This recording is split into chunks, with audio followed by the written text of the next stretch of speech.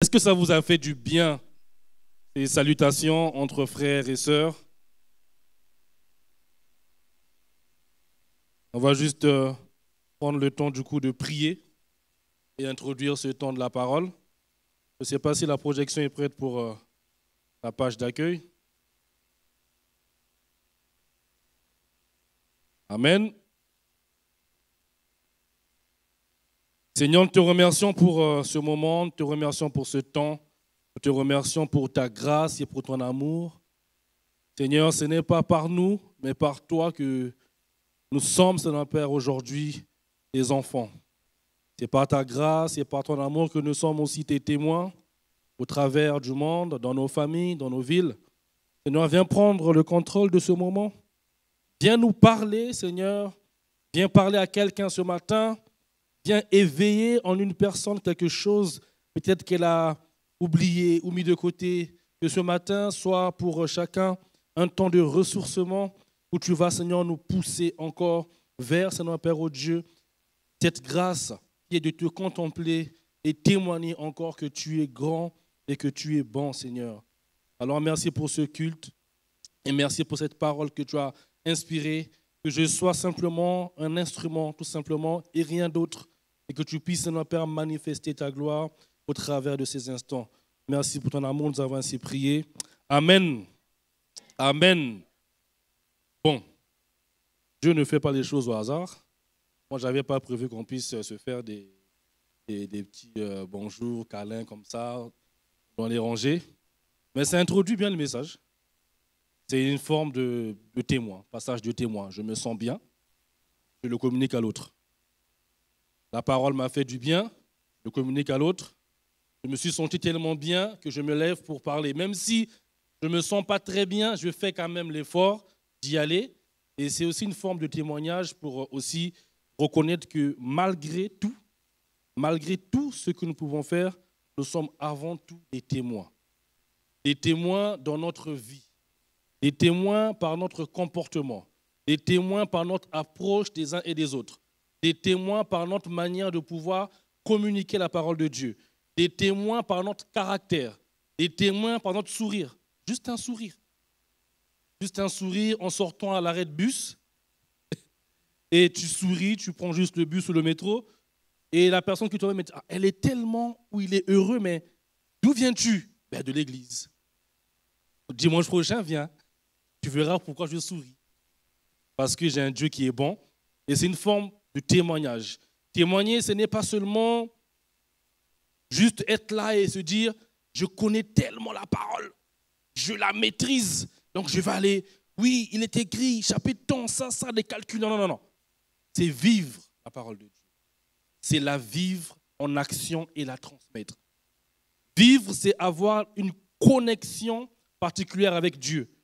Si on veut juste témoigner de façon intellectuelle ou parce que juste on se dit qu'on maîtrise les choses, qu'on les voit, je pense qu'on sera des témoins simplement qui auront des bonnes paroles, mais qui n'auront pas de fruits, simplement.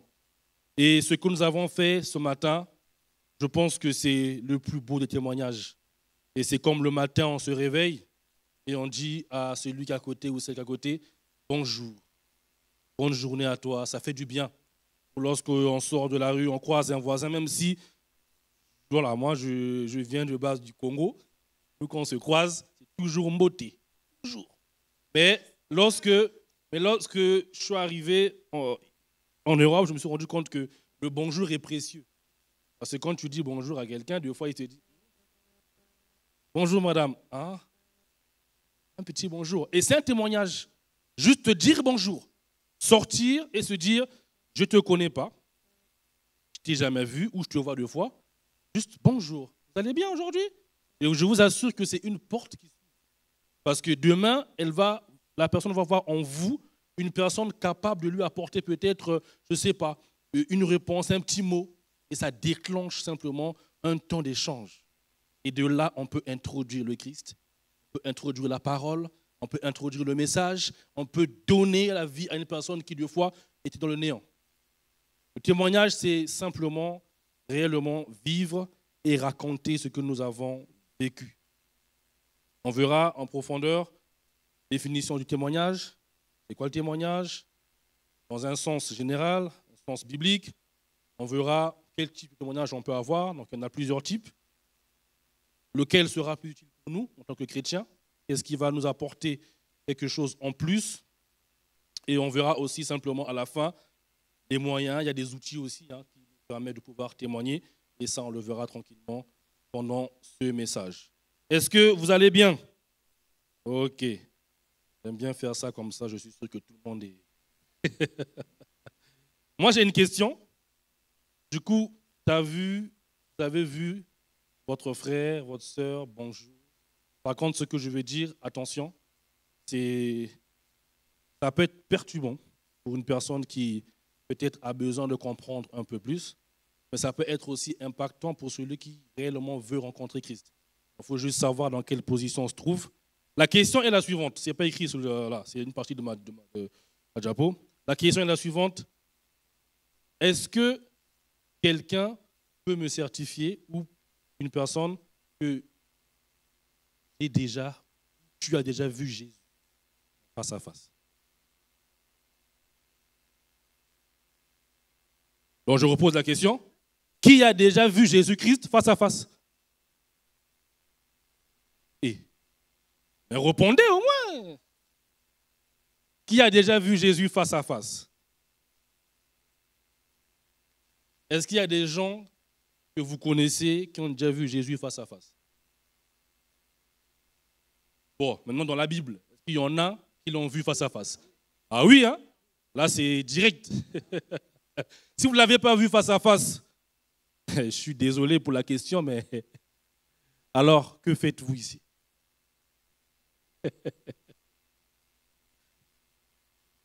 Que faites-vous ici? Si vous ne l'avez pas réellement vu face à face, il y a une différence entre face à face. On peut aussi avoir simplement la capacité de le rencontrer, ça c'est autre chose. Il y a des manières, on le verra au fur et à mesure. Mais si tu n'as pas vu Jésus face à face, que fais-tu ici? Moi qui vous parle, je ne l'ai pas vu face à face. Je ne vais pas venir vous dire quelque chose que oui, un matin, je m'étais réveillé, je promenais, ou je marchais, j'ai vu un homme vêtu avec une robe et tout qui arrivait. Oui, c'est moi. Ça, il y en a des témoignages comme ça qui ont vu Jésus. Ça existe. Hein. Moi, je sais que le docteur Karambiri, lui, témoigne toujours de ça, que sa conversion dans la chambre, il est entré et il a vu. Il y a des privilégiés, mais nous sommes tous privilégiés. Parce que chacun de nous, par sa manière, a vu le Christ. Chacun de nous, à un moment de sa vie, a pu rencontrer le Christ. Mais peut-être pas comme vous le pensez, mais il y a une manière que Christ simplement vient et agit pour que tu puisses simplement le voir. Mais est-ce que le vois-tu? C'est ça le problème. Parce que tout le temps, il vient, à chaque fois, il se présente sous plusieurs formes, mais est-ce que tu le vois réellement? D'accord, moi je ne l'ai pas vu face à face, mais je l'ai vu différemment. Et ça a changé ma vie. Ça a changé ma manière de pouvoir parler de lui. Je ne peux pas dire que je vais aller témoigner ou je vais être témoin de Jésus-Christ si je n'ai pas la ferme conviction qu'il est entré dans ma vie et que je l'ai perçu ou que je l'ai ressenti ou que j'ai senti sa présence m'environner. Alors pour moi, c'était plus dur. Pourquoi? Après, chacun de nous a son histoire. Moi, j'ai la mienne, mais peut-être que dans mon histoire, quelqu'un se retrouvera, ou peut-être que de la manière je vais l'expliquer, peut-être que vous aurez peut-être pour vous des explications. Moi, désolé Dylan, moi je suis un fils de pasteur. D'accord? Oui, il a dit mon pauvre. Là, je l'ai bien dit. Donc moi, je suis fils de pasteur. Donc dès ma naissance, ça avait la suite. Dans le berceau, a dit que le culte... En plus, nous, c'était pire. Parce qu'on avait l'église protestante, le presbytère, donc là habitait le pasteur, on habitait dans l'église, donc là il y a la chapelle, et derrière tu as la maison du pasteur où le pasteur est hébergé. Donc tous les matins, c'est la cloche. Tu te réveilles avec la cloche du culte de 6 heures. C'était mon réveil. Donc moi j'ai vécu comme ça, j'ai grandi comme ça. Je savais que, là, tiens, en fait là j'ai cours. Bon, il n'y avait pas de goûter au Congo, mais on rentrait quand même pour... Là, je sais que j'ai faim et j'entends, il est 16 heures, c'est le culte, l'intercession. Je cours. Donc j'ai grandi comme ça. Le matin, c'est 6 heures pile. Intercession. Donc, depuis que je suis petit, j'ai grandi avec ça. Et pendant que je grandissais, je voyais aussi des personnes être touchées par Christ. C'est-à-dire que j'arrivais à l'église deux fois, le service que mes parents ou les responsables faisaient, deux fois je vois une personne tomber. Oh, mais pourquoi elle est tombée? Et quand je se dit, ah, mon fils, je suis tombé, mais ce que j'ai vu, c'était tellement bon. Mais attends, tu es tombé, tu t'es fait mal, mais ok, c'est pas grave. Il me dit, c'était tellement bon. Il dit, j'ai touché, j'ai rencontré et j'ai ressenti la présence de Dieu. Il dit, ah bon, ok. En grandissant, c'est pareil. Je vois des amis qui étaient comme moi, d'un coup, qui sont touchés, qui se mettent sur leur chaise, en mode comme un zombie. Ils se réveillent, ils commencent à parler des langues étrangères. Je fais, qu'est-ce que tu fais? Il dit, qu'est-ce que tu fais? Et après avoir parlé, il dit, je ne sais pas. J'étais rempli de l'esprit. J'ai commencé à parler. Il dit, mais attends, donc ça veut dire que ça va m'arriver à moi aussi un jour. Je me suis posé la question. Mais sauf que j'avais un blocage. Je me disais que non. Soit ça, tellement j'ai vu, c'est pour les autres, ce n'est pas pour moi. Premier blocage. Deuxième, soit, si ça m'arrive, est-ce que je vais survivre? Parce que ce qu'ils vivent là, est-ce que c'est réellement bon? J'en sais rien, moi. Parce que je les vois tomber, ils se relèvent, ok, c'est bien. Je les vois remplis de l'esprit, oui, c'est bien. Je les vois toucher, mais est-ce que moi, ça me fera quelque chose de bon dans ma vie? Et j'avais cette crainte-là jusqu'à l'âge de 12 ans, quasiment, 11-12 ans.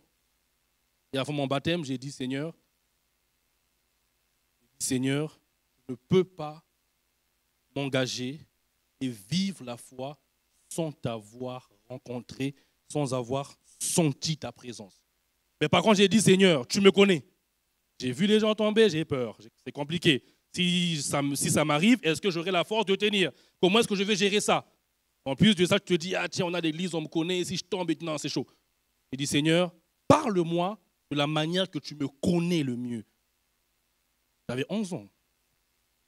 Parle-moi de la manière que tu me connais le mieux et révèle-toi à moi. Je veux te voir. Si je dois témoigner, je veux te voir. Et je veux sentir ta présence. Je vous assure que quelques mois avant mon baptême, donc baptême à 12 ans, quelques mois avant mon baptême, dans ma chambre, je m'endors. Après ça, c'est notre point. Donc on peut parler de songe, d'extase et d'autres choses. C'est toute une prédication, mais on va plus parler de songe pour ne pas s'embrouiller. Et là, je m'endors dans ma chambre. Je dors. D'un coup, je me retrouve dans une grande plaine. Plaine, mais tellement grande et vaste. Et au loin, je vois une estrade. Je dis, ah ouais, mais c'est une conférence comme on fait d'habitude. Qu'est-ce qui se passe ici? Pour moi, c'est réel. Elle dit que pour moi, en fait, je suis dans une conférence. Mais où sont les parents? Où sont les amis? Les musiciens, ils sont où? Là, j'entends simplement une voix qui dit, Samuel, je vais te visiter. Mais qui me parle? Et à ce moment-là, c'est comme si, où je dirais, cette chose laquelle j'avais peur, mais comme c'était un monde dans lequel il n'était pas réellement physique, je me suis laissé emporter. Et là, je suis tombé et j'ai commencé à voir des visions. J'ai commencé à parler en langue. J'ai commencé à sauter. J'ai tourné sous le sol. Pour moi, c'était réel. C'est réel. Et d'un coup, je me réveille. Mais quand je me réveille, j'ai transpiré comme j'étais dans le songe. J'étais dans le même état d'esprit. Et j'ai compris qu'il m'avait visité.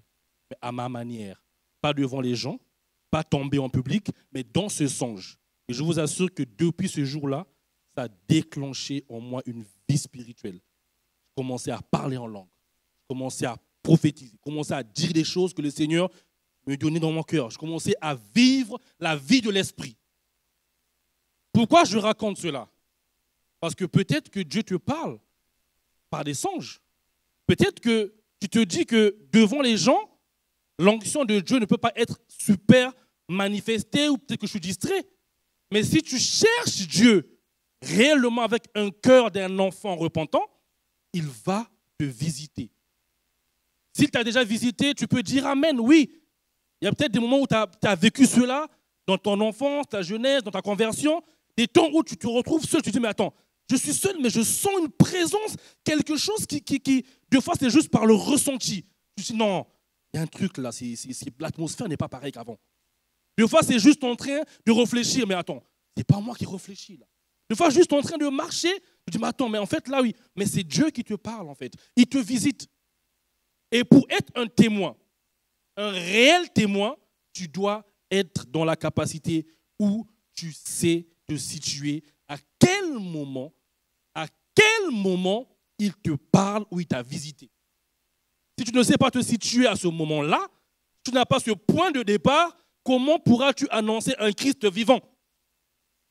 Tu annonceras un Christ mort ou un Christ d'histoire, un livre d'histoire. La Bible, elle est belle, ce sont 6 livres, c'est beau, on y va. C'est de l'histoire. Mais est-ce que réellement l'onction de Dieu t'a touché? Témoin de Jésus-Christ. Témoin de quoi? Témoin de parce que à l'église je me sens bien ou témoin de parce qu'il m'a visité? Alors oui, je n'ai pas vu Christ face à face, mais j'ai vu et ressenti sa présence totalement. Ce poids est tellement pesant lorsqu'il te remplit que tu ne peux pas tenir debout. Ce n'est pas possible.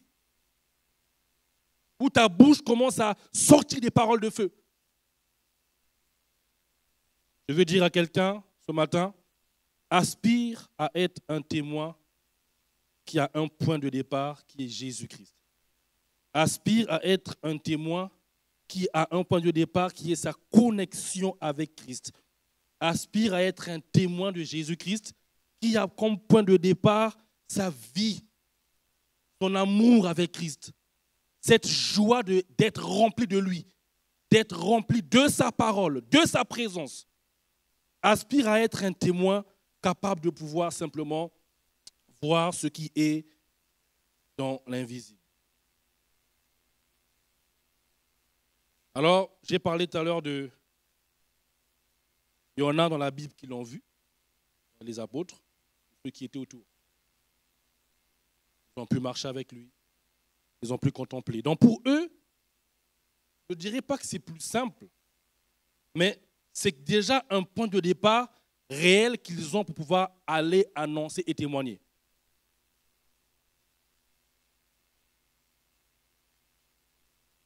Les apôtres l'ont vu, mais il y en a un qui l'a vu quasiment comme je l'ai vu, mais différemment. Ça, on le verra après. Et oui, on peut être dans l'Église, être né dans l'Église, mais réellement vivre la volonté de Dieu de la même manière qu'on peut être hors de l'Église, ne pas le connaître, que Christ aussi peut te ramener, te toucher. Dans les deux sens, il n'y a pas de choix. Il touche qui il veut, quand il veut, où il veut, comme il veut. On va juste prendre la définition ensemble, le témoignage du coup, pour aller du coup en profondeur dans le message. Donc le premier, c'est Larousse, donc un dictionnaire fiable et connu, que nous utilisons tous les jours quasiment dans nos téléphones, smartphones. Il dit qu'un témoin, c'est une personne qui a vu ou entendu quelque chose et qui peut éventuellement le certifier ou le rapporter. Dans ce témoignage, il y a quelque chose qui me dérange un peu, c'est qu'en fait, il y a beaucoup de sous-entendus. C'est-à-dire qu'il n'y a pas une affirmation claire du témoin. C'est-à-dire que c'est quelqu'un qui éventuellement peut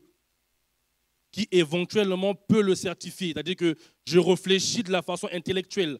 Donc j'ai vu, j'ai entendu, mais je peux peut-être le certifier, donc je suis un témoin. Donc personne qui a vu ou entendu quelque chose et qui peut éventuellement le certifier ou le rapporter.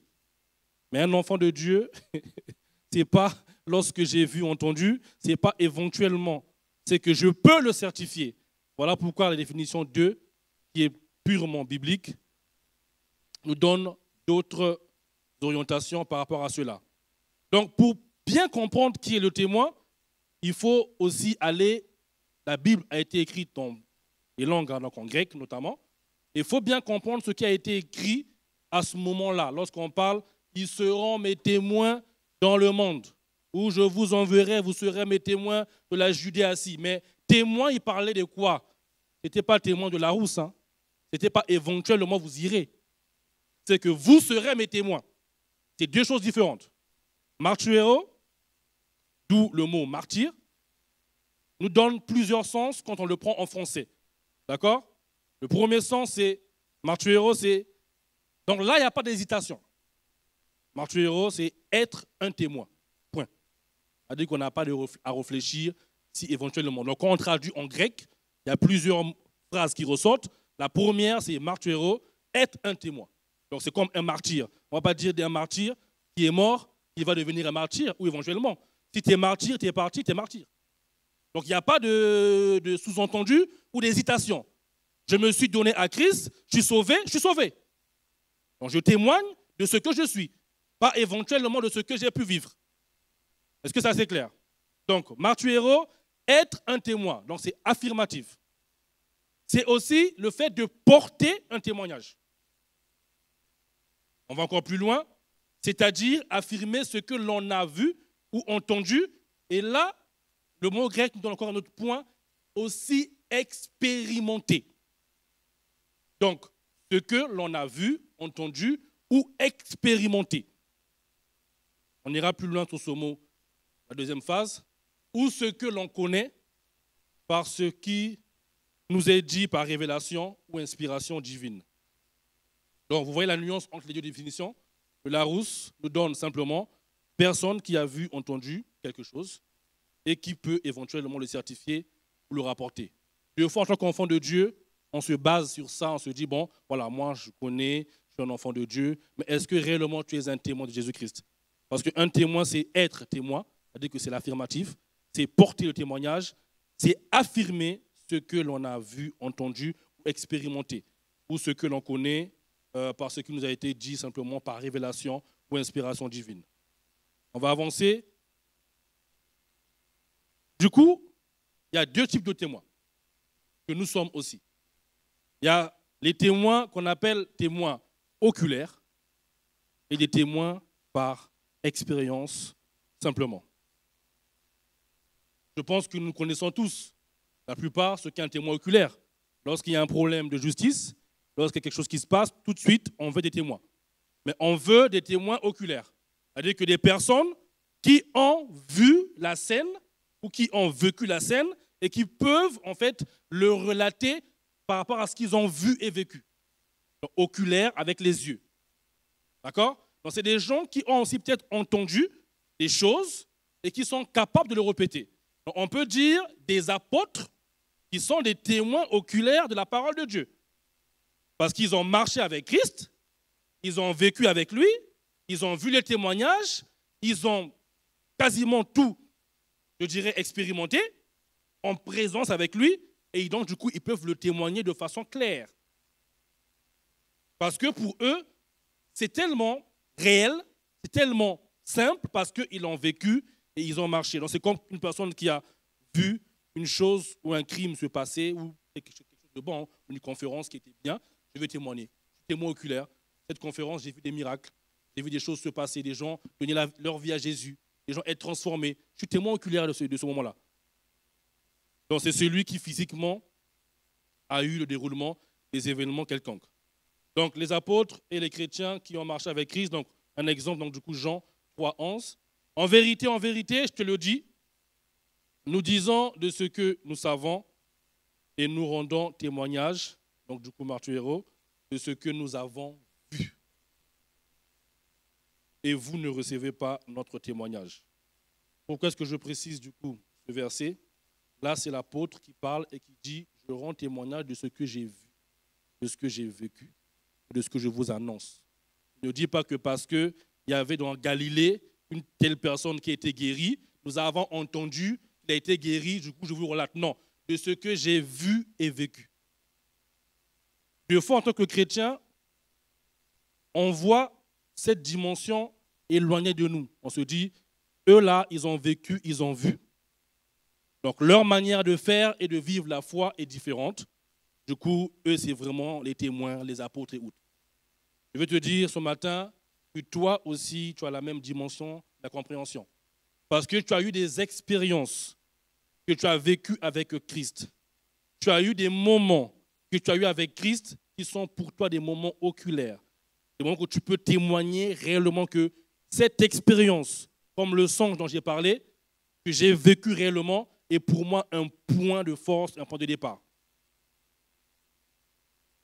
J'aimerais que tu puisses simplement, là où tu es, commencer à penser au moment où le Seigneur peut-être t'a touché, ou peut-être qu'il t'a appelé, peut-être qu'il t'a parlé, peut-être qu'il t'a transformé, et commencer à te dire, mais tiens, en fait, comme les apôtres, j'ai vécu un moment fort avec Christ. Comme les apôtres, j'ai vécu un temps fort avec Christ. Comme Jean, Jacques et autres, il m'a visité. Il n'y a pas que les 12 qui ont été visités, ou les 120 présents, mais moi aussi j'ai été visité. Si on commence à changer notre manière de voir notre relation avec Christ, alors notre façon de parler, de témoigner et d'annoncer change. Si on commence à réfléchir et se dire que oui, il y a eu les apôtres, il y a eu l'apôtre Intel qui a fait ci, il y a eu les disciples, Étienne qui s'est donné la mort, le premier martyr, mais moi aussi, j'ai eu un temps où le Seigneur m'a visité, m'a parlé. Peut-être pas comme eux, mais je l'ai vécu dans mon songe. Peut-être par une personne qui m'a donné une parole de connaissance, par une prophétie, par une conférence, par un message. Donc je vais te dire, simplement, fais un petit bilan et dis-toi juste, Seigneur, en fait, pendant ce moment, pendant ce temps, peut-être dans mon enfance, dans ma jeunesse, en fait, tu m'as touché, tu m'as parlé, mais peut-être que je n'étais pas conscient que j'étais face à face avec toi. Oui, je ne te vois pas, mais je ressens ta présence. Oui, je ne te vois pas, mais j'entends. Oui, je ne te vois pas, mais tu me parles dans mes songes. Tu me parles au travers des situations. Tu me parles au travers des complications de la vie. Tu me parles au travers des moments difficiles. C'est pour toi un témoignage. Comme un parent ou une personne ne peut pas aller dire à son enfant ou un ami à un autre ami, en fait, que j'ai vécu telle chose ou telle chose sans l'avoir réellement vécu, ressenti. Si on veut emmener une personne à une certaine forme de résilience ou de connaissance, il faudrait que ce que nous donnons, ça soit vivant. Il faudrait que ce que nous donnons comme parole, que ça soit quelque chose que nous avons réellement vécu, comme une marque qui nous a tracé. Comme un père qui dit, tiens mon fils, tu vois là, c'est parce que je suis passé par telle étape. Toi, ne prends pas ce chemin ou suis ce chemin-là. C'est un témoignage vécu. Et nous connaissons tous le verset, hein, Matthieu 28, 19, 20. Et il dit simplement à ses disciples, dans ceux qui étaient là, allez, faites nation les disciples, les baptisant au nom du Père, du Fils, du Saint-Esprit, et enseignez-leur à observer tout ce que je vous ai prescrit. Et voici, je suis avec vous tous les jours jusqu'à la fin du monde. Cette parole introduira un autre message qu'on verra une prochaine fois. Mais simplement, ce jour-là, il y avait les 12, les 120, ceux qui les accompagnaient autour d'eux. Mais cette parole, lorsque on a l'expérience et qu'on a vécu, expérimenté la grâce de Dieu, ça devient aussi la tienne.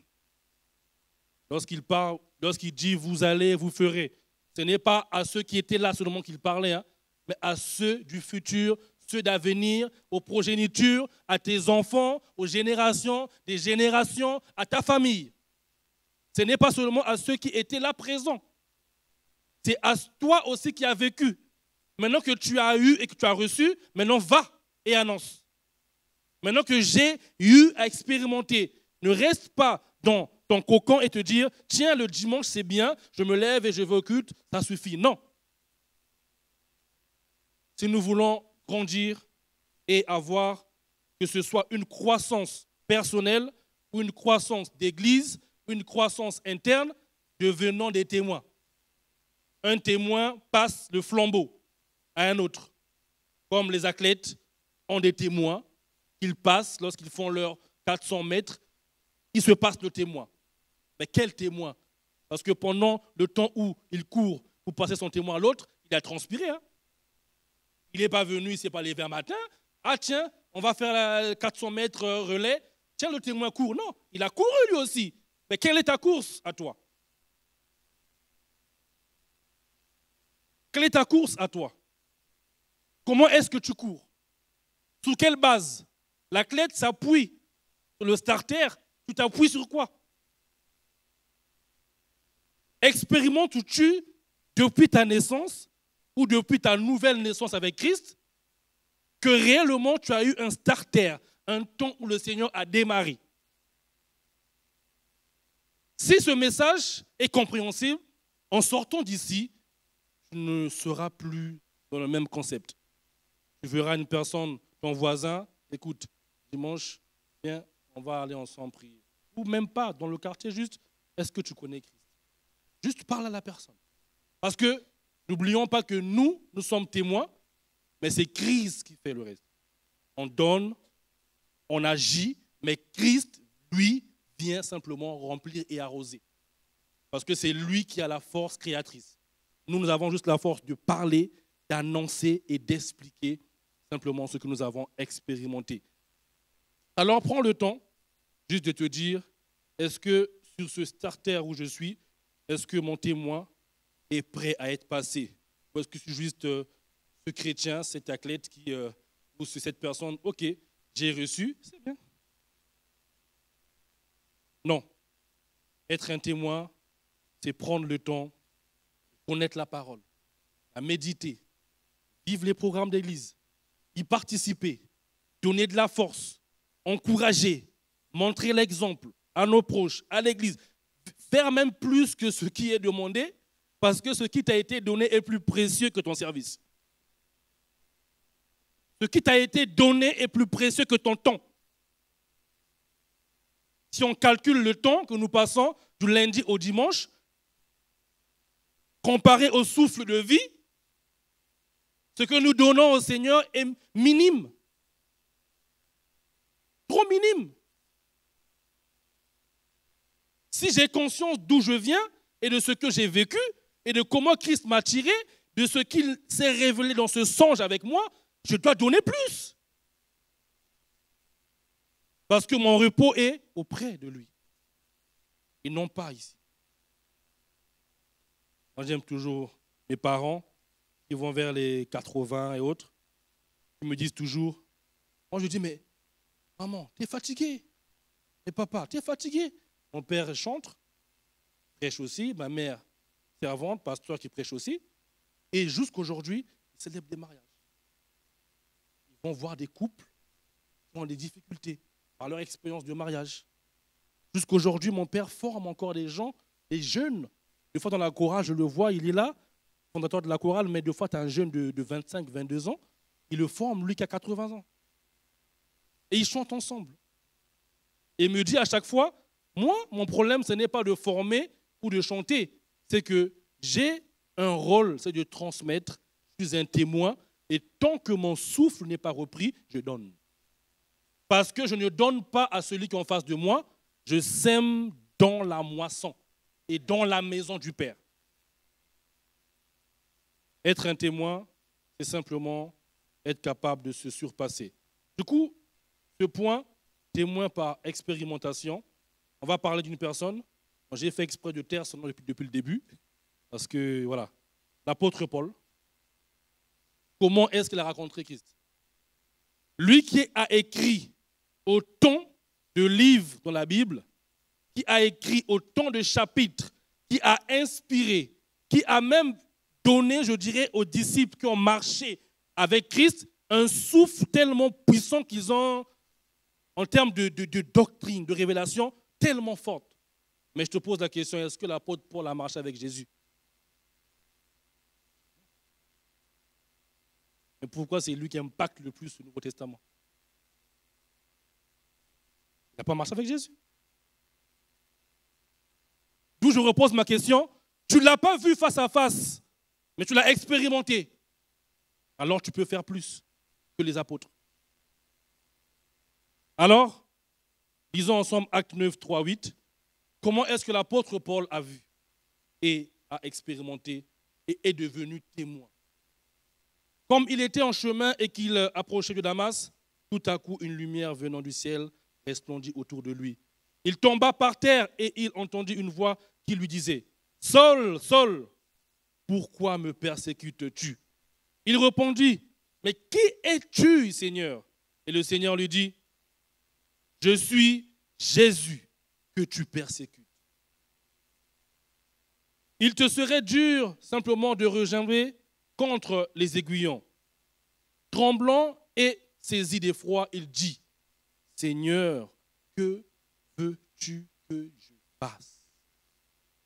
Est-ce qu'on s'est déjà posé la question, nous, au moment où ça a basculé, où on a rencontré, juste dire, « Seigneur, que veux-tu que je fasse ?» Et le Seigneur lui dit, « Lève-toi, entre dans la ville et on te dira ce que tu dois faire. » Les hommes qui l'accompagnaient demeurèrent stupéfaits. Ils entendaient bien la voix. Parce que deux fois, lorsque toi tu vis les choses, ceux qui sont à côté sont un peu troublés, mais t'inquiète pas, eux aussi reçoivent leur part.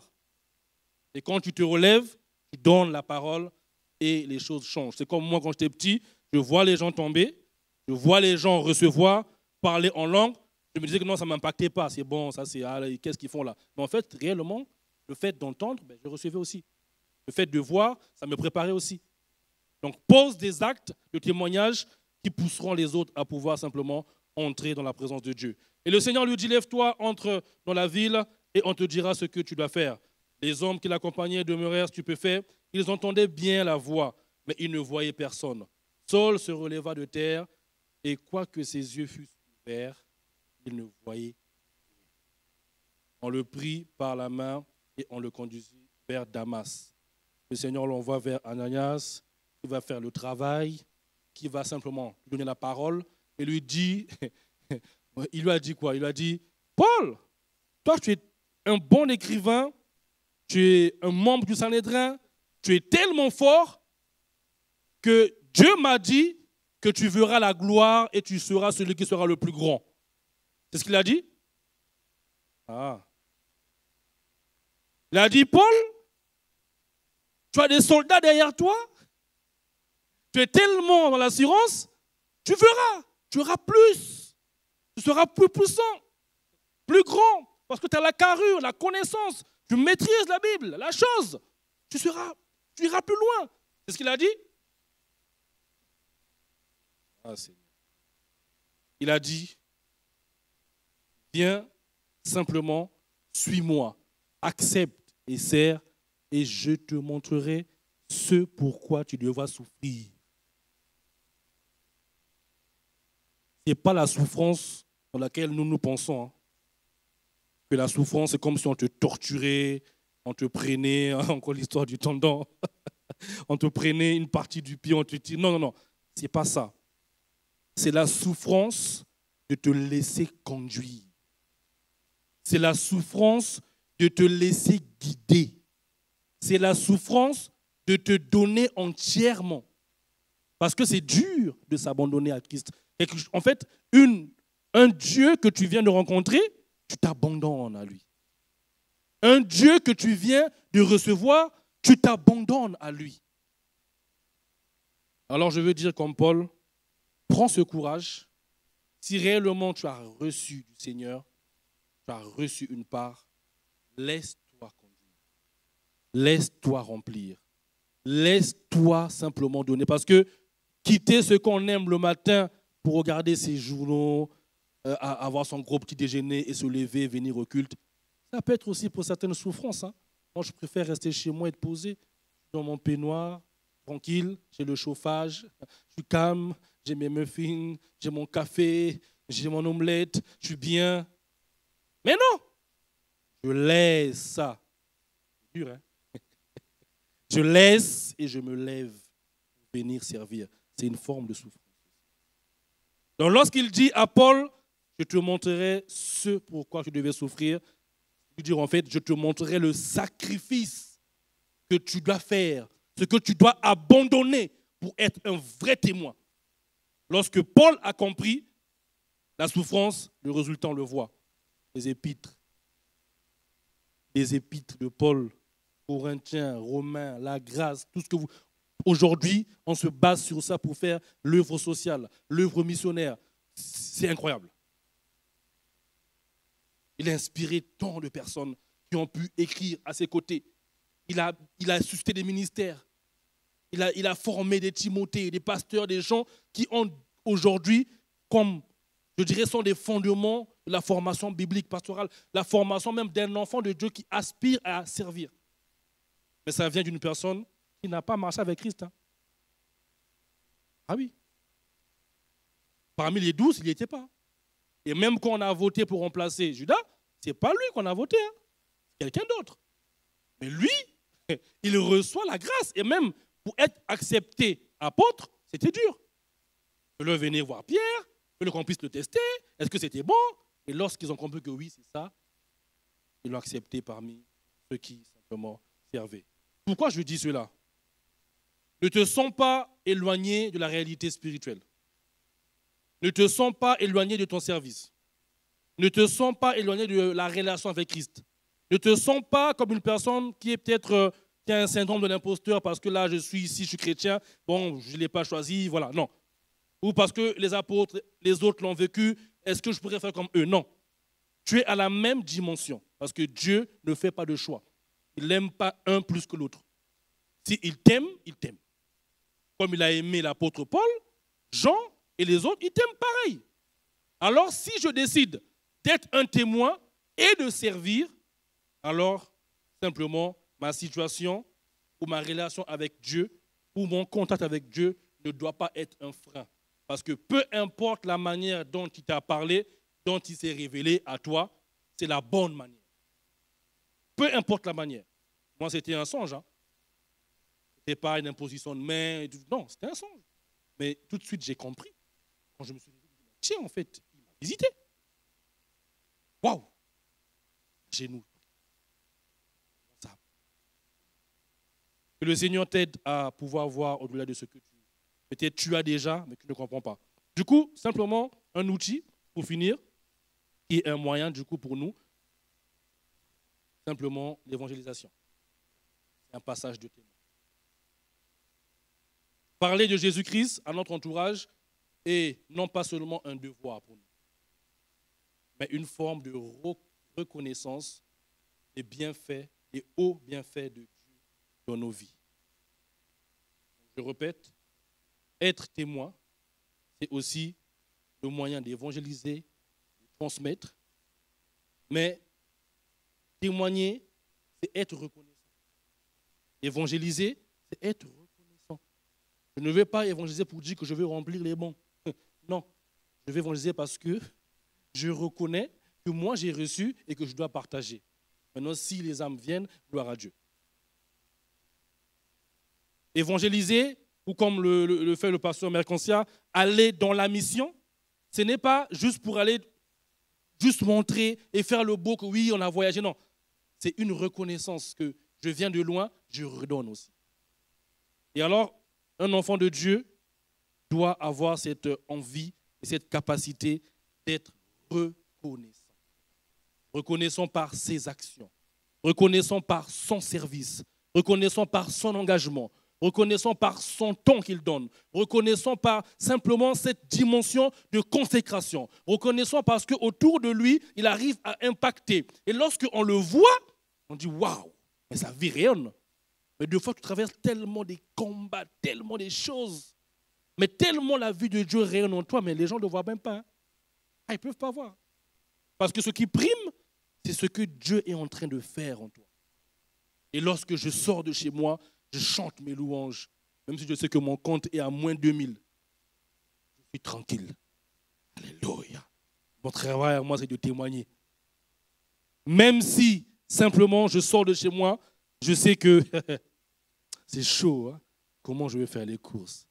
Je témoigne. Même si je sors de chez moi, je me dis, mais attends, aujourd'hui, là, pas de voiture, je dois marcher à pied, c'est chaud, c'est compliqué et tout. En plus, là, non. Je témoigne. Et lorsque tu marches sans ta voiture, tu es là, tu loues, alléluia. Parce que tellement tu sens la présence de Dieu, tellement tu le vis. J'espère qu'après ce message, tu sauras comment donner, comment témoigner.